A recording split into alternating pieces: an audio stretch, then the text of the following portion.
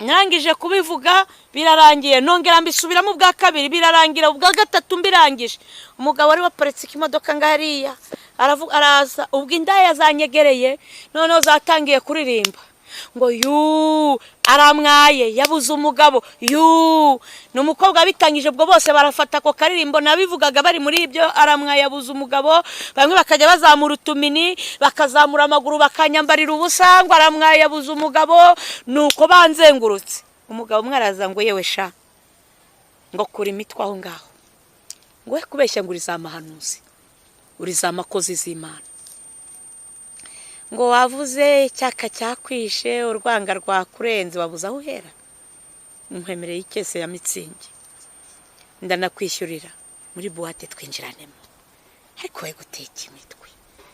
Akivuga gutyo muri ngewe uku kuboko kw'iburyo numvishe kuzamutse mu kirere rimwe. Ako kanya ndavuga ngo ndagushimiye Mana ya Aburahamu, iya Isaka na Yakobo.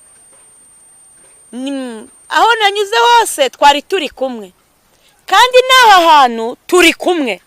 Senze nizeye mu izina rya Kristo Yesu, amen. Navuze gutyo numva muri buwate ngo pa biraturika nk'igisasu, twumva umuriro uragurumanye hejuru hose, abantu batangira kubona umuriro.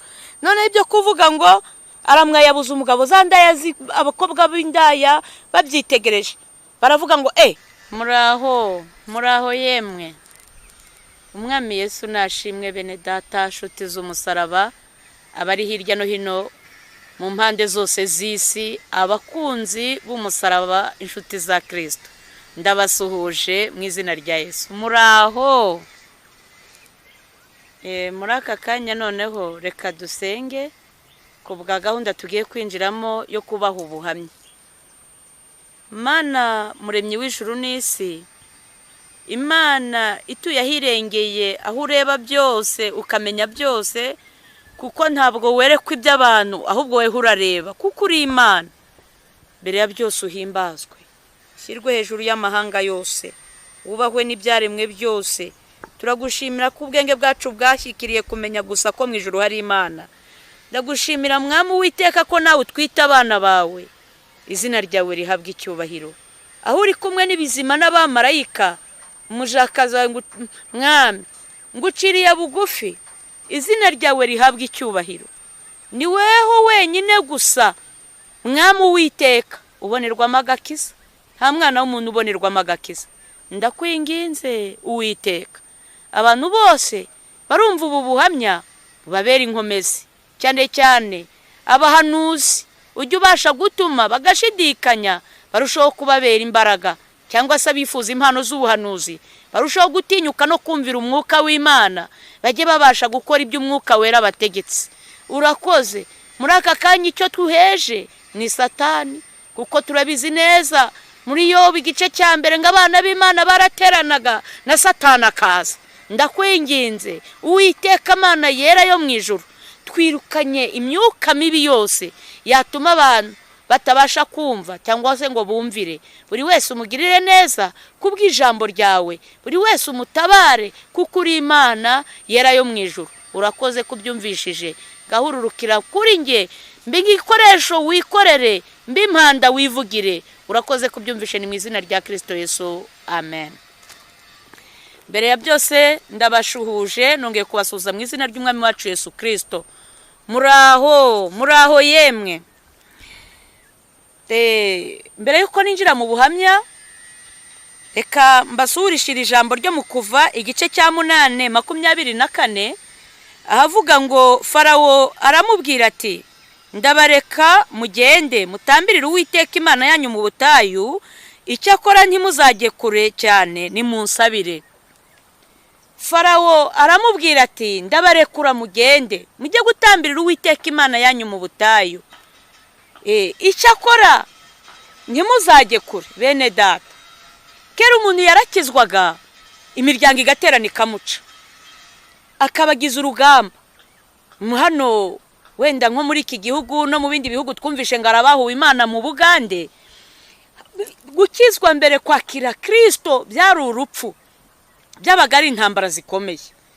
ndetse n'amateka ya Bibiliya igaragaza ko Yesu Kristo abamwizeye hamwe n'intumwa ze nk'aba Petero, abo nabo barishwe babambwe bacuritse. Byumvikane ko gukurikira Kristo ntibyoroshye. Naho rero Abisiraheli bari muri Egiputa, uyu ni Mose wari uvuye gusaba Abisiraheli kubera ibitangaza n'ibimenyetso byahabereye, Farawo avuga ngo ndabarekura mugende, abwira Mose mujye gutambira Uwiteka Imana. Nta yindi mpamvu Mose yamubwiraga, ntago yamugaragaza ko bagiye gucika Mose, ahubwo Mose ngo abibwire Farawo, ahubwo yamubwira ko bagiye gutambira Imana ibitambo mu butayu. Aramusubiza ngo ndabarekura mugende. Uwo ni Farawo, mujye gutambira Uwiteka Imana. Dore igihe nabafatiriye, igihe nabagundiriye, ngiye kubarekura noneho mujye mwagenda. Ngo ariko ntimuzakora ikosa ryo kujya kure, ndacyabakeneye ngo mumbera baretwa. Ubu ari abantu bakijijwe ariko batigeze bacika Farawo, bakorera hafi ya Farawo, munda karirimba. Satani atitaye ko ari umubyeyi wubatse urugo, ejo ugasanga mu murimo w'Imana arakoreramo n'ibizira, ntibimubuza kwiba. Umucuruzi ntibimubuza kunyonga umunzani, kabanga afite umunzani wiba, ntago umunzani ujya wiba, burya ntibazababeshye, hiba abantu. Nuko aravuga ngo ndabarekura mujye gutambira Uwiteka Imana yanyu mu butayu. Icyo akora ntimuzajye kure.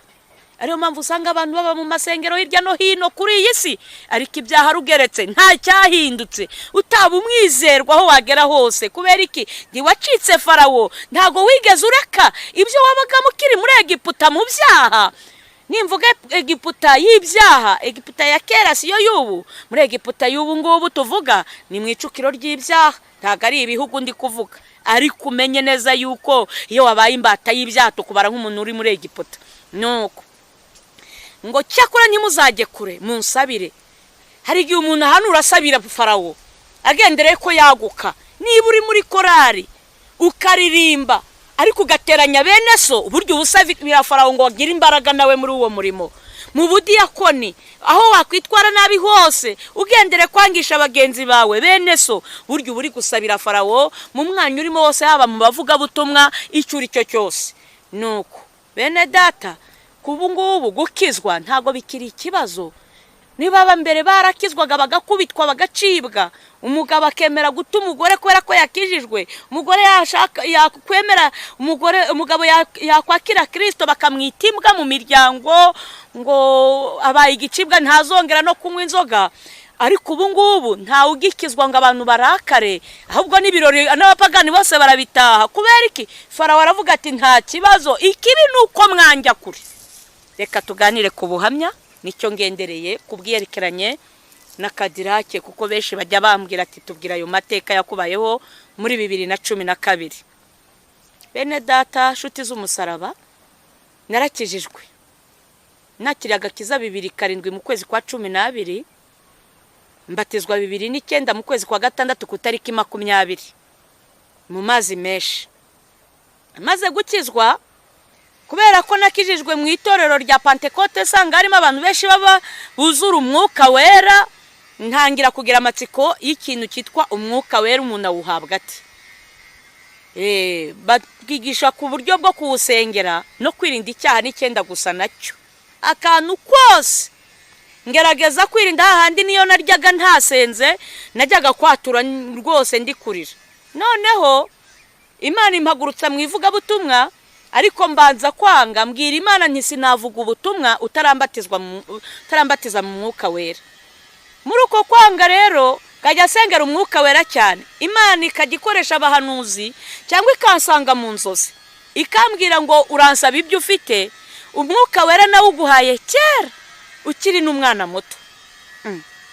Noneho ngibaza ngo uwo mwuka uri hehe? Na benshi bamenyere ko yabuzuye umwuka ari ugutitira, kwizunguza, kuvuga indimi nyinshi, mbese akaba aricyo kimenyetso kigaragaza ko uri mu mwuka. None ngewe narira Imana nagasenga yirindwi mu buvumo mu butayu, bigasoza ndi nkiririza iki, ntabe na gutya ntabe nari byibuze, nkibaza ntisubukoko ni ikihe cyaha nakoze. Nuko umunsi umwe rero njya kubwiriza ku mudugudu umwe, ahantu ntago ari ngombwa kuhavuga, ariko mvuga ijambo rifasha abantu. Nuko maze kubwiriza abakozi b'Imana bagiye kutwakira baravuga ati dukurikije uburyo wigishije haraburamo akantu kamwe gusa, urabura amavuta y'umwuka wera, reka tujye kugusengera. Icyo gihe umuntu wese wabwirizaga wabonaga yuzuzwa, umuntu akigisha ariko yageraga tukumva avuza indimi ye. Jewe riziki ngabwiriza nkarinda soza nta kantu k'akamenyetso wenda bw'agasinye kagaragaza ko uwo mwuka undiho. Aravuga ati ati dukurikije ijambo twakumvanye tugiye kugusabira umwuka wera. Ati Rizi nundi numva umuvuga butumwa n'abandi bose ati gahunda zose tuzireke iri joro turagusabira umwuka wera. Nanjye kubera inyota n'inzara nari mfite ndavuga nti nukuri bura ati nutabatizwa mu mwuka ati sinzongera guhanura. Gutyo bambwira numva nanjye bari kurasa ku ntego y'icyo nashakaga.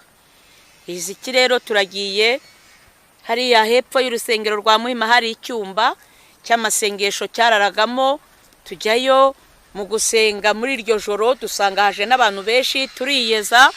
Mu kwiyeza baravuga ati batangira gahunda, barasenga bahanurira abantu, baravuga ati twazanye umukozi w'Imana mureke tumusabire umwuka wera. Barampamagara ndapfukama. Mu kurangiza gupfukama barasenga bakajya bavuga indimi. Imana ntiyagira ikintu ibabwira ko kibazo cyerekeranye nuko mfite umwuka wera cyangwa se ko wenda nta nuwo mfite. Barasenga baza kunanirwa, noneho bakajya banzunguza bagira ngo wenda biraziramo, nabyo biranga. Nuko ubwo bamwe bakajya bikura bajya kwicara bananiwe, noneho hasigara abasore babiri bo barahanyageza barasenga biranga. Noneho byanze ubwo umwe abavuye mu rushyi no mu bitugu arakubita ati pa, arambwira ngo ski ngwiyoroshye, ngurareba igihe twahereye. Mwene data bwizanye ukuri nk'abantu baba Pentecote buzuye umwuka wera, wakwiyoroshye ute ngo batizwe mu mwuka? Ubu mfite imbaraga ku buryo umwuka wera ngewe atashyigura ngo byibuze nanjye nyeganyeze nk'abandi. Nuko noneho mu gihe rwarushye ndi kurwumva amarira ari kuza, mwaramubwira ati abwira mugenzi we ati ngwino nkubwire, hagara ku muryango gatoya hafi aho numva. Ati dukurikije isengesho twamusengeye n'abantu 30 baba ubatijwemo. Ati birashoboka ko uyu muntu ari icyaha yakoze, undi te ubwo wikeka Imana ahubwo yaguhishuriye, kwino tumwatuze neza. Baraza baranyatuza, umwe arambwira ngo atura neza, ndongera asubira mu byo natuye. Umwe bari kungumu yabavuza indi miti atura vuba no kwikinishiriza muri dushe. Nari ndi mu buzima bungoye bene data, aho nabaga nta dushe yahabaga. Nukuri no kurya byari igitangaza ko natangiye kubwiriza abantu benshi baranzi, naho n'urusengero rwa mbere nabwirijemo narubabwira, natangiranye amagambo akomeye cyane. Nuko ubwo ndapfukama, Imana imbabarire kwikinishiriza muri dushe. Undi abari kungumuye atumva yarabibonye nubwo busambanye n'ibiki byose ndabihorera. Ndangije umwarabu abavuza indimi ngo ngo mbonye igare ryihuse ngo urapfuye. Ndapfukama nti ni munsengere iryo gare Imana. Bamwe ngo ayiwe nari ndi mu buzima bubi buruhije, ngo banza atazi ikigare risobanura disi ngo nugupfa nti nta kibazo, none se siniyejeje n'ubundi byose ni nkaho napfuye, kuko ubuzima bwanjye bwari bugoye, nta cyerekezo cy'ubuzima nari mfite.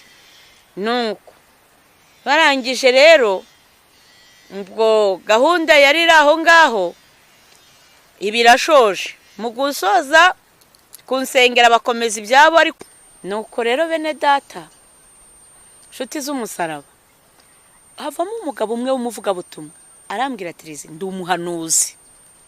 Nukuri nkurikije ibyaha watuye jewe ntago umwuka w'Imana yigeze bimbwira rwose, nta nakanyenyeri ko kubona ko wabikoze. Arambwira ati kwa gatanu uzaze turebe aho tujye gusenga, dusengera iki kintu. Kwa gatanu tujyana ahantu nanone mu kindi cyumba, tuhasanga umugabo w'umuhanuzi. Wa mugabo wanjyanye, icyo cyumba cyabaga mu Gitega. Wa mugabo wanjyanye yegera uwo mugabo nanone w'umuhanuzi, aramubwira mutungira urutoki ati uriya muntu mwatuze neza, ntugire ikibazo, ninjye umukuzaniye. Wa muntu icyo gihe nari nanutse cyane, nari meze nk'urupfu. Nuko aranyitegereza ati ati mbega ibintu nkubonyeho we, ati ikimenyetso Imana impaye urwaye sida. Ati ndakubeshyera, ndaceceka. Ati n'ikimenyimenyi, ati ni ukuri wipimishije ejo bundi kuri Coronom ku bitaro bya Kimisagara. Nuko ati ndakubeshyera, ndaceceka. Ati vuga se nyine, ati njye sinjya mvangirwa, ati uzabaze. Ati ndakubeshyera. Ndamubwira nti hoya, nti ntabwo ubeshya. Ndeba hasi. Arangije arahaguruka anyongorera mu gutwi, arambwira ati ni ukuri, ati nguhaye ibyumweru 2, nubona ubirangije udapfuye uzamenye ko njyewe kanaka ndahanura. None shakira 5,000 nkugire mu butayu. Ati naho ubundi urapfuye ntiwiriwe. Uretse n'5,000 n'uwari wansaba igiceri cy'ijana ntacyo nari kubona. Nari ndi mu buzima bubi bungoye, nubwo icyo gihe nacishamo ngabwiriza, ariko nari ndi wa muntu ukirya ibyo mu kimbotera. Ndamureba ndaceceka. Ubwo turasenga, barahanurirana. Ni nacyo kibazo njyangira, abakire bakabahanurira imigisha, amamodoka, ama etaje, inzahare, abahombanye bakabahanurira amagare barapfuye. Iyi Mana ikiza abakire, abakene ikabica. Gukomera kwayo kuri hehe koko? Nuko riziki ndangije ndataha. Mu gutaha wa mugabo arambwira ati mbwira ibintu yakongoreye. Ndabimubwira. Arambwira ati n'isura yawe ari kubona irimo 5, we ntari kubona kuri nyakwigendera. Arambwira ati reze mbonye ko abantu bose bari kukuvangirirwaho. Ati Imana y'amahoro izakwitabarire, ariko ubundi uri mu rugamba rukomeye. Ndamubwira nti Imana iguha umugisha, turatandukana. Ariko mbava nafashe icyemezo ko ngiye gusaba Imana umwuka wera. Bava nafashe icyemezo, ndagenda nditegura, shaka umugore dusa naho twakijirijwe rimwe w'umuhanuzi, twajyaga dusengana. Ndagenda ndamwaturira ibyo niyumvagamo nk'ibicumuro byose, ubundi ndakomeza njya mu ishyamba. Noneho ndangije ngeze mu ishyamba ndasenga, mbwira Imana, ndavuga ntumva wa Mana, nta kindi cyifuzo nkuzaniye. Ntaravuga ngo cyangwa ngo ngire gutya byibuze, sinzava aha nushaka uzanyica. Niberaho ndirimba indirimbo z'umwuka wera, nkajya senga ibye, mbese ndi gusaba umwuka wera umunsi wa mbere ngo bigere ku munsi wa 5. Iziki nko mu masaa 6 imvura iragwa. Imvura iguye iranyagira, nari ndi mu ishyamba, muri iriya shyamba rya Shyorongi. Noneho mu kugwa kwa yamvura ihise, izuba rihita riva. Nicaye ahantu hari igishyitsi gutyo ku biti, ndi kumuka ngo nota akazuba, ngiye kubona numva agatotsi karantwaye, mba ndasinziriye. Mu gusinzira numva ijwi rimbwira ngo aka kanya haguruka utahe. Mba ndakangutse, ndeba mu kirere, ntariko wa Mana we, umwuka wera waragushiranye? Warebye aho wawubikaga ugakokonoza ukansukaho? Ningira gutya cyangwa avuga ngo yonyine ngatinda unyica. Nivuga gutyo, nako kanya gatotsi karongera karamfata, mba ndasinziriye. Mu gusinzira mbona iruhande rwanjye hacukunyutse icyobo cy'umukara kirekire cyane, mbona ari gucucumukamo umwotsi w'umukara. Noneho mbona afatirije ku twatsi, mbona ngiye kukigwamo. Numva ijwi rimbwira ngo na n'ubu nturataha. Mba ndakangutse. Mu gushiguka ndeba mu kirere, ntumva wa Mana we, iyo ni imitwe. Na Yakobo yanze kukurekura utaramuha umugisha. Ndangije kumenya ko turi kumwe. Ni rwose niba ari ukunyica unyice, ariko simva ahantu utambaye kuri ibi bintu nanjye byibuse. wempereza kuri ibi bintu urebe ko ndataha. Riziki ntago nongeye gusinzira, ahubwo haciyemo akanya gatoya nanone ngereranije numva bitarafashe nk'iminota 2 kari gato cyane. Mu kanya mbona abasore 3 muri rya shyamba bari kumperengereza, bari kunyitegereza, duhuje amaso kuko batandebye neza, barikanga basubira inyuma. Mu gusubira inyuma nanjye numva umutima urakutse, ndavuga nti wirushya baje kunsambanya. Nahise fata agasakosha agakapu nari ifite, mbita mboga ntireka ntahe, ariko ntaha mbabaye. Muri uko gutaha habe no kuba umwami Yesu ndagiye, kuko nikanze ko baba baje kunkorera amabi. Nuko ngenda mbabaye kuko icyanjyanye ntakibonye. Nageze Nyabugogo mura n'umusaza w'umukristo, aransuhuza arambwira ngo uraho yewe Gideon we, ati genda uko imbaraga zawe zingana. Arambwira ngo ari kubundi imbaraga uri gushaka nizo gukoza iki, nizo guterura ibyuma, nizo gukoza iki. Arambwira ngo wambaye ikirezi. Icyo nahise musubiza nti ntubuze byose urashinyaguriye, naho ntutekereza ko mu banyembaraga nanjye mbamo. Arambwira ngo wambaye ikirezi ntamenye uko kera uwanyihera 1/2 cy'imbaraga zikurimo. Namuhaye umukoro mubona nk'umushinyaguzi. Nuko ubwo ndataha cyakoze mura n'umuntu, arambwira ngo yumvishe ijwi ry'Imana rimutegetse ngo amereze 2,000. Arabima. Nuko njya guhaha icyo ndi burye, Imana ibirandengeye.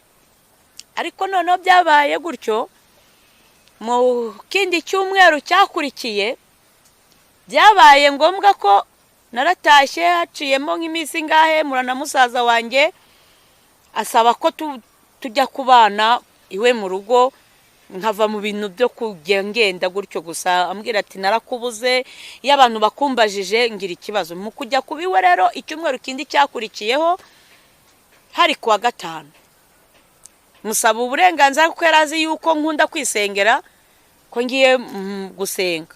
Ariko nari ngiye kubwiriza ari mu gitondo kare, njya kubwiriza mu nce za Kacyiru hari mu Kanserege. Icyo gihe bari batumiye abashyitsi muri 2012, batumiye abashyitsi ntihagira n'umwuza. Haza abantu Imana yirarikiye, tubyita ngo ni Nyabihuru nyeshyamba, abari twe tujyayo nyine abantu Imana yirarikiye. Tuhageze abantu bose Imana yizaniye b'abakozi b'Imana, bose barabahanuzi keretse ngewe nyine utarahanuraga ngo nuzuzwe mvuga indimi nyinshi. Noneho umuyobozi w'icyumba yabona ukuntu baba bateye indirimbo, bamwe bari kuzuzwa bari kuvuga indimi, akavuga ati weho urakoresha amasaha 2 bitewe n'ukuntu ari kumubona mu bintu by'imbaraga n'uburyo ari kuzamuka. Nuko undi ati weho urakoresha isaha, undi urakoresha iminota iyi n'iyi. Njyabonye ko nicaye nta kantu nta gushiduka, aturakoresha iminota 5. Nta kibazo, aturayikoresha usoza. Ubwo rero umurimo warakozwe mu masaha 10. Mu gusoza amitana arambwira turabona ko twariye bihagije, we nukugira ngo twumve ijwi ni ukubera ko wanazindutse, nta kindi tugushakira, usuhuze gusa nurenze 5 ndaza nkwambure mikoro. Akibimbwira gutyo ndamubwira nti humura ndagerageza. Nuko Riziki rero ndahagurutse, Imana iranyigaragariza ntera hare. Numva narahagurutse nzamura isengesho. Mu kurangiza gusenga rya sengesho nkivuga ngo amen, umuntu wa mbere ababatijwe mu mwuka wera. Ntera haleluya, undi muntu wa kabiri ababatijwe mu mwuka. Nasomye ijambo rito ryo mu Migani ibice 12 umurongo wa 3 rivuga ngo nta muntu ukomezwa no gukora ibibi, kandi umunsi w'umukiranutsi ntuzarandurwa. Narangije gusoma iryo jambo, undi muntu nawe abatizwa mu mwuka. Noneho hari umushumba w'umunyamurenge aravuga, aratangara ati nukuri mbere uko ibihe ngibi, ati mbere y'intambara aho umuntu avuga umuntu akabatizwa mu mwuka. Abaza umuyobozi ngo uyu muntu mumuhaye igihe kingana iki? Baramubwira ngo twamuhaye iminota 5 titabaranya, umwongera igihe akoresha igihe ashaka. Umuntu uravuga bakabatizwa mu mwuka. Wa muyobozi yaragurutse ngira ngaje kunyambura mikoro, nahise soza. Mu gusoza abantu bose ati hoya. Umushumba arihagurukira icyo gihe aravuga ati koresha igihe cyose ushaka, ati ariko birashoboka ko yaba naniwe urumva mu minota 5 nari naniwe iki nabe yicaye hariho umusore w'umuhanzi bamuhereza indirimbo ebyiri ngo mbe nduhuka bongere bangarureho bituma abakristo bamwe nk'abari bafite telefone bahamagara abagenzi babo ati haje umuntu udasanzwe uri kuvuga umuntu bakabatizwa mu mwuka aho kugira ngo abantu batahe ahubwo abantu batangira kwiyongera muri za ndirimbo ebyiri batanze abatuye hafi bakajya guhamagara abantu tingwino guha profitira mukabatizwa mu mwuka bajubijeho noneho mu kubwiriza bituma abakozi b'Imana noneho ntihongera kubatizwa abantu mu iteraniro ahubwo abo twe turi kumwe bamera nkaho bacaginzwe bajya mu mbaraga dore ngo Imana irabakoresha imirimo mu iteraniro barijyamo bakagenda basingira abantu abasambanye barongera iteraniro muri iryo joro rirongera rirezwa bundi bushya iteraniro ryashoje mu masamo ya zijoro ngira ngo nagiye kurekura mikoro abantu bose barimo ati komeza n'abagore bibagiwe ko inshingano z'urugo hari ngira ngo abantu urusengero rwuzuye agira ngo ni igiterane noneho umushumba aranezerwa baratwakira ku rusengero rwose Imana ibaho umugisha bamaze kutwakira umushumba ubwe yikora ku mafaranga ye bwite adutumireza taxi voiture adutumirije voiture tuyijyamo abakozi Imana twarengagaho babiri umushoferi aratubwira ati rero aba bantu mushaka uburyo mubategera anatwe abakozi b'Imana burya abantu bari mu mwuka w'Imana pana ibintu byo kubeshya nta shyari bagirirana baba bakundanye baba bumva ari umwe ikiranga ahantu hari umwuka wera abakozi b'Imana ubwabo babumva babaye umwe aratera undakikiriza ariko mu gihe muzabona habayeho gusa n'akantu kitwa guhangana nta mwuka w'Imana uburaho twari twishimiranye tubwira uwo mushoferi ati nutadutwarira hamwe ubwo wigendere barahamagara indi ati none polisi nifata ati turamubwira ati ntugire ikibazo turagikemura ati turamubwira ubona uturusha amafaranga kandi twese twarinze ahari twarahombanye n'ukuri ngira ngo twese twari duhagaze nabi ya Mana yo kabyara rero dushyiramo turitendeka turangije kwitendeka turagiye tugeze ku Kinamba dukubitana na polisi ngo dukubitane na polisi baraduhagaritse ivatiri bayishyize nka hariya umupolisi umwe ari hakurya y'umuhanda undaje kureba umushoferi iti sinababwiye murayishyura ariko kubera ibihe byiza twari twifitiye bamwe niko babaga bari kuzuzwa hari nk'amagambo y'indimi numvaga bavuga ngo ngo zobe none umupolisi ahengereje abonye abantu bari kuvuga indimi ahabwira mugenzi we ngumva ngo dore ngaba ni babandi batera umwako abwira umushoferi ngo ikomereze wigendere umushoferi itiye na polisi irabazi umugabo umwe ati suratse wowe udusuzugura kuri iyi sari umuntu udusuzugura dore ngo barajya mu mwuka bakamurondora ibyaha nawe kandi koko akabyemera bakamubwira ibintu nawe ari kumva atari ugushakisha twageze Nyabugogo bamwe ati tugiye gusigara hari utuntu turi gushaka nubwo ari nijoro noko mu kuvamo tubanza tubwira umushoferi turamusengera tumwatuza agakiza muri kaburimbo arangije ngewe arankomezanya n'undi muntu umwe twari dutashye Kimisagara ngeze mu rugo sanga musaza wanjye ari kuri machine ari kuri computer numva umutima urikanze ukuntu ngiye kumusanura impamvu ntashye ijoro nashyize isakoshi hariya fata imbabura ngo njye gufatisha arampamagara atirize ngwino hano ndaza arambwira ngo aka kanya ndavuze ngo ryamuruhuke ndamubwira nti mbere ya byose mbanje kugusaba imbabazi ntashye nkesheje ntakosheje ariko ngiye guteka utuntu tworoheje sindi butinde ndakubwira ikintu cyatumye nkererwa ngataha nkesheje nariko nakuzaniye icyo kurya arambwira ati hoya ntubimbwire rwose ndi kukwitegereza mu maso hawe ngabona unaniwe cyane mbabarira uryamuruhuke ndamubwira nti nta munaniro namba nifitemo ndumva ahubwo mfite imbaraga nyinshi ndamubaza none se wariye arambwira ngo humura icyo kurya kirahari uyu munsi nagize konje ku kazi ntago naje ndabitegura akimbwira gutyo numva ngize izindi imbaraga arambwira ngo niba unashonje jya gufata icyo kurya riziki ndamubwira nti ntanzara ndi kwiyumvamo meze neza rwose ahubwo nyihera uburenganzira hari kwa gatanu nigire mu masengesho ya nijoro arambwira ati bundi se ko mbona utapfa kuryama uba wigiriye kwisengera ati gendere nahise fata igitenge ndagikenyera ndagipfundika maze gukenyera igitenge fata isakoshi ku rutugu na Bibiliya mu ntoki, nasohokanye confidence yo mu rwego rwo hejuru, numva afite imbaraga, numva ngiye kujya kiruhura mu rusengero, nkararana n'urubyiruko nanjye nkarara nisengera. Noneho aho kugira ngo twari dutuye Kimisagara kuri station kugira ngo manuke ya Kiruhura, ubwenge buragenda, nzamuke ya Nyamirambo ntabizi, ndakugendera ngeze ku kabari kuri bare ya mbere, gushingura ikirenge ngo nkomeze nzamuke birananira, no kurwana n'ikirenge ngo subire inyuma biranga. Ndebye ku ruhande mbonye akabari, nerekeje mbona birakunze, muri kwa gukunda kwa kabari ngezemo ya narinjiye. Ubwo umusekirite yagize ngo ndumukiriya, yari ninjiye ku neza, bandinje no kuri kontwari kumucuruza aho yarari ahari inzoga, ngihagera mpagarara imbere, mba nkubise ku hanga. Rero ni mwese nimwumve ku Uwiteka Nyiringabo avuganye namwe. Ijambo ubuhanuzi bwo kwa Yeremiya igice cya 51 ku murongo wa 6 buba bumanukiyemo.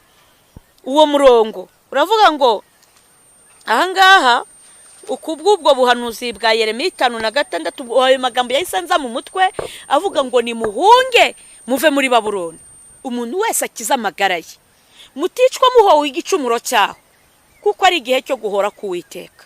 Bene data nshuti z'umusaraba, n'ubu ndagira inama abakristo abankurikiye hirya no hino ku isi, ni muhunge muve mu byaha, ni muhunge muve mu butinganyi buri koreka isi, aho umugabo asigaye abona umugore we ntacyo avuze, akumva akwiriye kuryamana n'umugabo mugenzi we cyangwa agasore.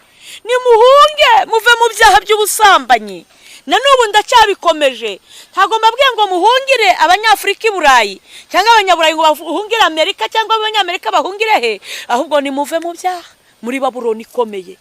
Ndavuga guhunga bamwe bagatega bakajya mu bindi bihugu, ahantu hose urupfu rurahagera, ibyago n'amakuba birahicaye. Ye baba we, ndabagira inama yo guhungira kuri Kristo, muve mu byaha basambanye indaya. Namwe mukeneye amaraso ya Yesu, namwe mukeneye kuruhuka uwo muruhu. Abasinzi muragowe, ni muhunge muve mu kabari, dore ko inzoga zabibagije abagore banyu, zibibagiza abana mwibyariye, abagore zibibagiza abagabo mwashatse. Yo mwabaye imbata ya vino, ariko byo byose ntacyo bibamariye. Ni muhunge. Noko dangije ndavuga ngo nkimara kuba gutyo ngo ni muhunge, ako kanya amagambo yanjemo, ntumbaze uko yanjemo, ndavuga ntiyemwe mwabagabo mwe, abagore banyu bararira amarira menshi, abana mwabyaye bishwe n'inzara, barwaye bwaki, abana ntibiga. Imana yabahaye umugisha muzana kwa Maraya yakusindira no kusambanira. Kubw'ibyo nari fite Bibiliya mu ntoki, ngavuga nti Imana mu ijuru baba ngaba ndasibutse ntibabanguriye inkota. Niyemwe mwabagore mwe, mwasize mubeshya abagabo banyu ko mugiye muri misiyo z'akazi, ni kandi muje kwinezeza no kwisambanira. Ni kubw'ibyo Imana ibanguye inkota yayije kubasya. Niyemwe mwabasore mwe, namwe mwabakobwa mwe, n'ababyeyi bararira, bari kurira amarira menshi. Igihugu cy'u Rwanda gifite isoni zo kubitirirwa ko muri abana b'u Rwanda kubera ubusambanyi bwanyu, uburara bwanyu, kwiyandarika kwanyu, kwambara ubusa kwanyu. Kubw'ibyo Imana yo mu ijuru ibabanguriye inkota, muhindutse intumbi ku misozi, mugiye kuribwa n'inyoni nkongoro. Nuko navuze gutyo batangiye kunkurura bansohora, bari kuvuga ngo uyu mugore ari gusakuza, uyu mugore ari gusakuza, ngo ari kudusakuriza, ngo ni mu musohore. Bandasohotse, ariko nageze hanze narangije kwivuga byose. Noneho bimaze kugenda gutyo, naragiye ngeze ku kandi kabari, sinaruhanije n'amaguru, nahise ninjiramo mu kandi kabari. Nyigeramo nanone nti mwese nimwumve. Ijambo ryo ku muhanuzi Obadiya riba rimanukiye mu mutwe, naryo riba riraje. Ni ijambo Obadiya agira igice kimwe cyonyine ku murongo wa 15, rivuga ngo dore umunsi w'Uwiteka uraje, uziye amahanga yose, uko wagenje ni kuzagenzwa, ibyo wakoze bizagusubira ku mutwe. Subira muri ya message y'abagabo n'abagore ndetse n'abasore n'abakobwa y'urubyiruko. Naho narangije kubivuga bansohora ati uyu mugore ari gusakuza. Nkomeza gutyo nzamuka Nyamirambo, ngera kuri tapi rouge, navuze ku kabari kari munsi y'umuhanda kegereye kuri kaburimbo. baravuga ngo uyu mugore gusakuza baransohora, haruguru y'umuhanda hari akandi kabari hariya kuri tapi, ngiye kukinjira umusekirite waho yari yanyumvise yakwitambika ngo ndinjira, ngo madamu uri kujya he, nguri kujya he, mbita mvuga nti mu izina rya Yesu huma, ahita yicara hasi ako kanya abarasinziriye, ninjira mu kabari ku mudendezo. Ngezemo ndavuga abantu uti uyu mugore ari gusakuza, ati umuntu ari gusakuza, noneho aho kugira ngo wa musekirite akanguke ahubwo akarushaho kugona, nkabyumva. Ndangije nasohotse mu kabari ndigendera, ndangije kubivuga ndakomeza no manuka no hepfo, ngeze kuri 40 ya Nyamirambo, gusohoka mu kabari basohora, mba mbonye abagabo 4 bari mu muhanda wa kaburimbo bari kunywa tuno tuyoga, niba ngo batwitango, niba ari Uganda warage, niba ari iki, niba ari chief, tuba mu ducupa duto cyane, bagira ngo nutuzi bari kunywa. Babagabo bakimbona, tumva mukozi w'Imana, umva ngwino tukwereke n'ahandi hari akabari, ugenda ubatubwirire. Abantu ngiye urutoki n'ahantu umuntu yinjira ameze nk'agakorodoro, ariko imbere arimo akabari gakomeye, koko sinari no kuhamenya. Uri Imana nta bitazakoresha, n'amabuye iravuga ngo yayakoresha koko. Ninjiramo ndavuga, mu gusoka sagaga bantegereje hafi, ati ngwino tukwereke n'ahandi hari akabari. Bagenda bari kunyereka utubari turi kuri 40, ninjiramo mvuga, ndangije barambwira ati rero utwingenzi twari tuzi hano turarangiye. Barambwira ngo ese ufite agatege ngo tukwambukana igikondo tujye kukwereka handi hari utubari dutsitse nabo batubwirire. Ndabwira ni hoya, nta gahunda ya gikondo ufite, ariko nagendaga mu mutwe wanjye nta cyerekezo cy'ahantu ngiye kujya hariho. Nuko ubwo noneho umugabo umwe aravuga ngo ugendane n'Imana, nanjye ntiyego. Undi tugendane n'amahoro y'Imana, nanjye ntiyego. Uwa gatatu uti Imana yo mwijuru iguha umugisha, ntiyego. Uwa kane cyaba twagiraga abakozi b'Imana 5 muri uyu mugi wa Kigali, hari icyahinduka, ati Imana y'amahoro ibane nawe, ntiyego. Ndigendera ndakomeza kuri Sky Hotel, nkomeje mu mugi, ngeze kwa Rubangura nkubitana n'polisi, imodoka y'abapolisi mu muhanda, nkibabona ndasimbuka, ndavuga ni mwumva uko Uwiteka Nyiringa bavuganye namwe. Hanjemo amagambo ndavuga, birangije nta wigeze avuga ati bite byawe, uko bamfashe n'Imana ikuzi nge simbizi, nta wigeze mbaza ati bite. Ndangije ndikomereza, nindenze rompuwe mu mugi, nkomeje hepfo ku rusengero rwa Catholique, Eglise Catholique rwa Sainte Famille, mbankwitenye n'abasirikare bari kuri patrouille. Ndasimbuka nanjye ntumbaze uburyo nasimbutse mu birere, ndongera nti ni mwumva uko Uwiteka Nyiringa bavuganye nawe. Mbona barahagaze bose, abasirikare barahagaze, bene data. Uretse kubeshya, ntabwo umusevire yahagarika abasirikare, kandi nanjye singe, ahubwo ukuboko kwera k'Uwiteka guteye ubwoba. Imana yo mwijuru ni nyakubahwa. Sirikare barahagaze, muri nge hamanutsemo amagambo, ndavuga ibireba abasirikare. Narangije kuvuga ngo n'Uwiteka uvuganye namwe ibyo, amina. Abasirikare barikomereza, nta namwiriwe twigeze tuvugana, barikomereza. Ariko nkimara kuvugana n'abasirikare, ariko navuye ku bapolisi, numva ngitandukana n'abapolisi njya kuri rompuwe, numvisha ari nk'umuntu umennyeho amazi, numva ngize izindi imbaraga.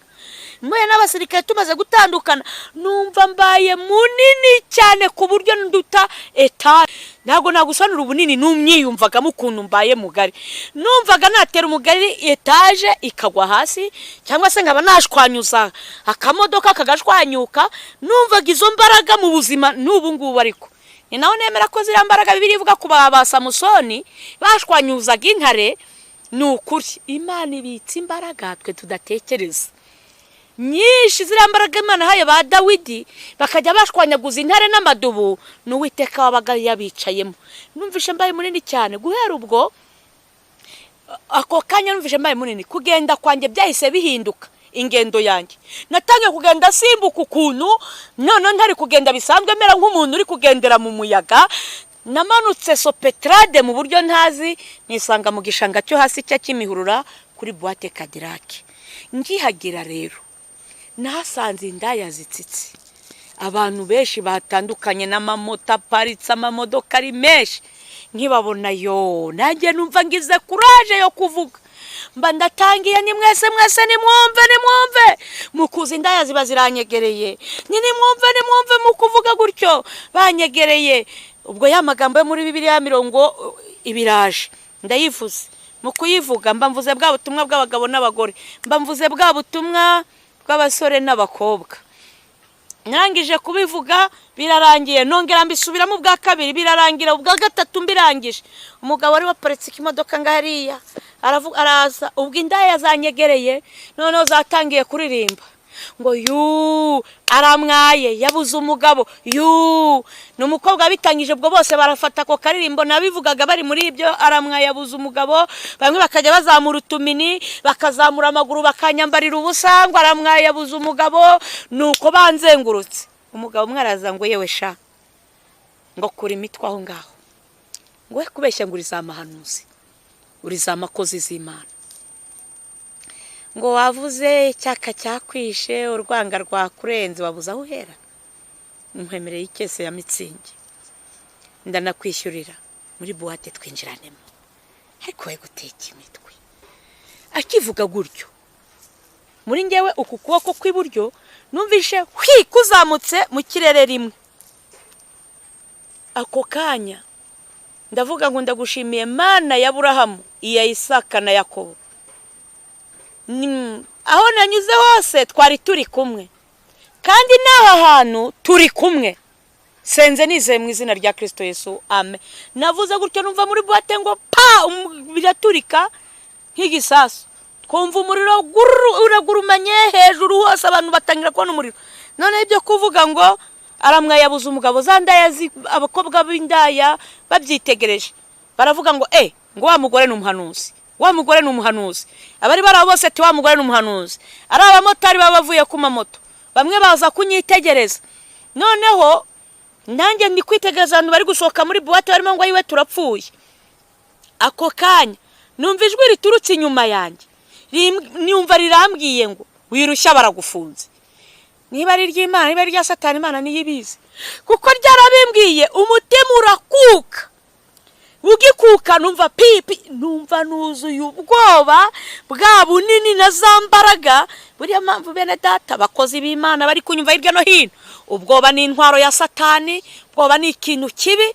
Nagiye kumva numva bwa bwoba bwa bunini buranyegereye nk'ikanzu nambaye, numva zambaraga zimfasheho. Numva ni nk'umuntu kwera ko umutima uri kugira ubwoba uri gutera, numva ni nk'umuntu uri kuyinkuramo. Numva imbaraga ziragiye zikigenda, umutima uratera noneho. Ariko niko abantu bari kubyigana baza kundeba mu maso, wa mugore n'umuhanuzi, wa mugore n'umuhanuzi. Noneho mu gihe bavugaga gutyo ndatekereza ntwafumyamo nkiruka, mpindukiye bose babyiganira kuza kundeba mu maso aho nerekeje. Nongeye guhindukira mbona bose baraje, sinzi ukuntu narebye nka kuriya gato y'imbere, mba mbonye umumotari wicaye kuri moto nawe ari kunyitegereza. Nahise mbanyuramo gutya ndagenda simbukira kuri moto nicaraho, nongora umumotari ntumva nturukire Nyabugogo. Umumotari barayakisha, mu kuyatsa rero abamotari bose bari baraho, bose babicaye kuri moto nabo baba barazakisha. Turagiye turenze hirya kwa Rasta, abamotari batangira kumpamagara, ngumva mukozi w'Imana, ngumva ngo twebwe abamotari Imana iri kutuvuga iki, ngo natwe tubwire. Aha bene data nshuti z'umusaraba, hanyibutsa iteka ijambo ry'ubuhanuzi bwa Yesaya 5:5 bari ku 6 bavuga ngo nimushaka Uwiteka bigishoboka kwabonwa, ni mu mwambaze akibari bugufi. Bene data, ubu kuvuga Imana nta gaciro abantu bari kubihereza, ariko hari igihe abantu bazifuza kumva ijambo ry'Uwiteka. Hari igihe abantu bazifuza kubwirwa amagambo y'imbuza baburira ngo bareke ibyaha bitagishobotse, kuko ijambo ryarambwiye mu itangiriro ngo umwuka w'Imana ntazahora arushyanya n'umwana w'umuntu. Bene data, nubona nkubwira ngo rizikireka kwiba, ntabwo ari njye wibiraga, ni reka da niwe wari uri kwiyibira. Ariko ndakubwira nguko nzi neza ko bizakugiraho ingaruka mbi, kandi uretse n'ibyo niyo bagufasha hano hanze uhura n'akaga gakomeye. Ariko ubiretse ari wowe bikubera amahoro, kandi no mu ijuru umunsi w'urubanza ntibizakujyane mu muriro utazima. Niyo mpamvu nkubwira ngo reka gusambana no mu buzima busanzwe bikugiraho ingaruka mbi. reka gusebanya, reka ishyari, urwango mu bantu. Niba wumva ukeneye ko abantu bagukunda, nawe ishyiremo kubakunda, bizakugirira umumaro. Reka kurya imitungo y'abandi no guhuguza utw'abandi, kwiba imfashanyo z'abandi, kuko uwicisha inkota nawe azayicishwa. Ushobora nawe kugira gutya, ejo hazaza bakazakwiba hakomeye, bakaguhuguza ibyawe, cyangwa bikagera ku bana bawe. Ariko bibaye byiza wakiranuka kugira ngo ejo hazaza bizakubera umugisha. Twaragiye tugeze ku Kinamba cy'Akakiru, kiraro cyambuka Kacyiru na Muhima. Kuri icyo kiraro mo hasi tubona akamoto gasa n'akazamuka gakomeza aho twari tuvuye. Abamotari bahamagara abari bandi inyuma, bari benshi. Umva mukozi w'Imana, bahamagaye wo mumotari, umva wetse, ugiye turi kumwe n'umuhanuzi uvuye gutwika Kadirake. Wa mumotari nawe yahise akatira imbere yacu, turakomezanya. Numva umutima urushijeho gutera mu mutwe, ubwoba buba bwose. Twageze Nyabugogo, mbira umumotari ntihagararira. Mu guhagarara rero kwa wa mumotari, abagize gutya mu kuyivaho,